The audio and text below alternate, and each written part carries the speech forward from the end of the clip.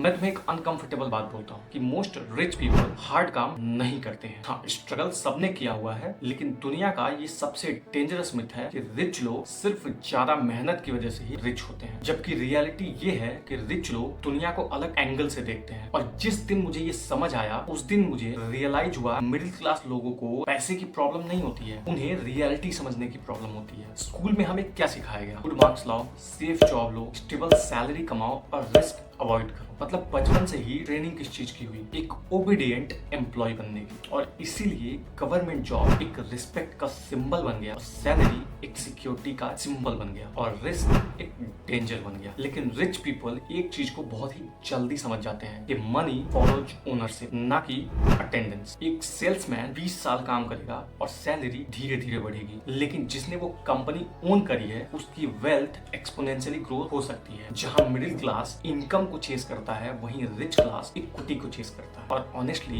ये difference dangerous है। एक और चीज आप नोटिस करना कि मिडिल क्लास एक्सपेंसिव और चीप को भी गलत समझता है। एक एवरेज आदमी 500 रुपए बचाने के लिए 3 घंटे वेस्ट कर देगा, वहीं एक रिच माइंडसेट वाला आदमी 3 घंटे बचाने के लिए 5000 खर्च कर देगा। और इसका रीजन ये है कि पुअर माइंडसेट का आदमी मनी कॉन्शियस होता है और रिच माइंडसेट का आदमी टाइम कॉन्शियस होता है। और ये सिर्फ मनी का डिफरेंस नहीं है, ये लाइफ फिलोसफी का डिफरेंस है। अगर कोई आदमी डेली 4 घंटे सिर्फ स्क्रॉलिंग में उड़ा रहा है, रैंडम डोपामिन कंज्यूम कर रहा है, हर नोटिफिकेशन पे रिएक्ट कर रहा है, तो टेक्निकली वो एंटरटेनमेंट नहीं ले रहा है, वो अपना फ्यूचर सेल कर रहा है। और इसीलिए शायद रिच पीपल कन्वीनियंस को बाय करते हैं, नेटवर्क को बाय करते हैं, स्पीड को बाय करते हैं, इंफॉर्मेशन को बाय करते हैं, क्योंकि उन्हें ये बात बहुत अच्छी तरह से पता होता है कि स्लो आदमी इवेंचुअली मार्केट से बाहर हो जाएगा। और अगर एक बहुत ही डेंजरस रियलिटी की बात करूं तो मार्केट हार्ड वर्क को कभी भी रिवॉर्ड नहीं करता। मार्केट हमेशा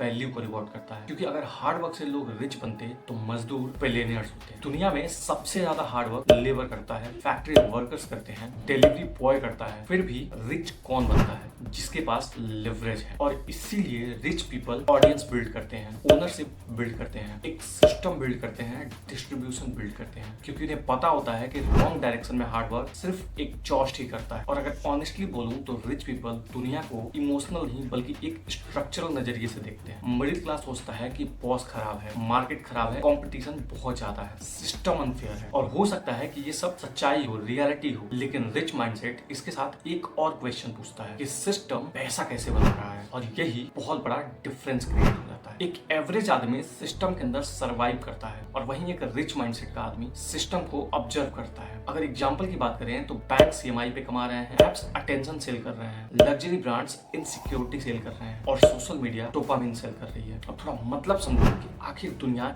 चल किस चीज पे रही है, और इसका जवाब होगा कि ह्यूमन साइकोलॉजी पे। और रिच पीपल साइकोलॉजी को बहुत ही बेहतर तरीके से समझते हैं। और इसीलिए आज इंस्टाग्राम फ्री है, यूट्यूब फ्री है, गूगल फ्री है, क्योंकि प्रोडक्ट तुम नहीं खरीद रहे, तुम खुद ही एक प्रोडक्ट हो। तुम्हारा अटेंशन, तुम्हारा बिहेवियर, तुम्हारा इमोशंस सब कुछ मोनेटाइज हो रहा है। और ऑनेस्टली फ्यूचर में सिर्फ 2 तरह के लोग पावरफुल होंगे, या तो जो टेक्नोलॉजी को ओन करता होगा, या तो जो अटेंशन को कंट्रोल करता होगा। और इसीलिए रिच पीपल अटेंशन को लाइटली नहीं लेते हैं, क्योंकि उन्हें पता है कि डिस्ट्रैक्टेड माइंड रेयरली रिच बनता है। और आज का सबसे बड़ा पॉवर्टी ट्रैप क्या है? Cheap dopamine, infinite scrolling, constant entertainment और जीरो डीप थिंकिंग। और फिर लोग बोलते हैं कि यार लाइफ में क्लैरिटी नहीं आ रही है। और जबकि सच्चाई ये है कि क्लैरिटी कभी भी नॉइज में नहीं मिलती, क्लैरिटी हमेशा साइलेंस में मिलती है। और रिच माइंडसेट बोर्डम को टॉलरेट कर लेता है और इसीलिए वो डीपली थिंक कर पाता है, अपॉर्चुनिटीज को नोटिस कर पाता है और पैटर्न को ऑब्जर्व कर पाता है। और एक बहुत ही ब्रूटल सच्चाई है कि सैलरी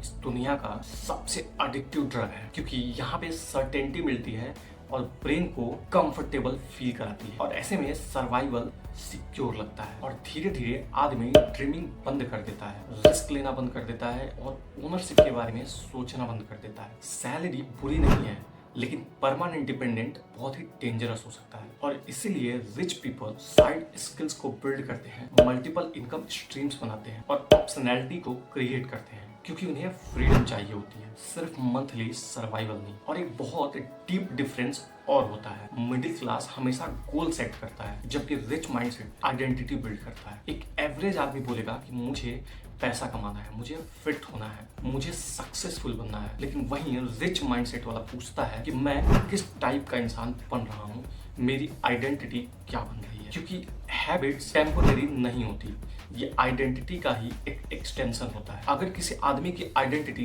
विक्टिम वाली है तो उसको अपॉर्चुनिटी भी स्कैम लगेगी, और अगर किसी आदमी की आइडेंटिटी बिल्डर वाली है तो उसको प्रॉब्लम में भी एक लेवरेज दिखेगा। एक क्वेश्चन है कि क्या रिच थिंकिंग नेचुरली आती है, तो उसका जवाब है नहीं, ये कॉन्शियसली डेवलप की जाती है। और ऑनेस्टली बहुत सारे लोग फाइनेंशियल स्ट्रगल सिर्फ डम होने की वजह से नहीं करते हैं, उन्होंने अपना मेंटल ऑपरेटिंग सिस्टम अपडेट ही नहीं किया होता है। तो आखिर रिच थिंकिंग डेवलप कैसे होगी? तो इसके लिए सबसे पहले तो कंजम्पशन को कम करो और ऑब्जर्वेशन ज्यादा करो। सिर्फ कंटेंट को कंज्यूम मत करो, बल्कि ऑब्जर्व करो, लोग किस चीज पे पैसा खर्च कर रहे हैं, लोग किस चीज से ट्रिगर हो रहे हैं, कौन सी इंडस्ट्री ग्रो कर रही है और कौन अटेंशन को कंट्रोल कर रहा है। क्योंकि जिस दिन तुम ऑब्जर्व करना स्टार्ट कर दोगे उस दिन अपॉर्चुनिटीज विजिबल होने लगेंगी। सेकंड चीज है कि रेयर स्किल्स को बिल्ड करो। अगर तुम कम्युनिकेशन को समझ गए, सेल्स समझ गए, इंटरनेट डिस्ट्रीब्यूशन समझ गए, साइकोलॉजी को समझ गए, तो तुम्हारी मार्केट वैल्यू बहुत ही डेंजरस लेवल पे पहुंच जाती है। थर्ड चीज है कि अपने अटेंशन को हर कॉस्ट पे प्रोटेक्ट करो। अगर आदमी हर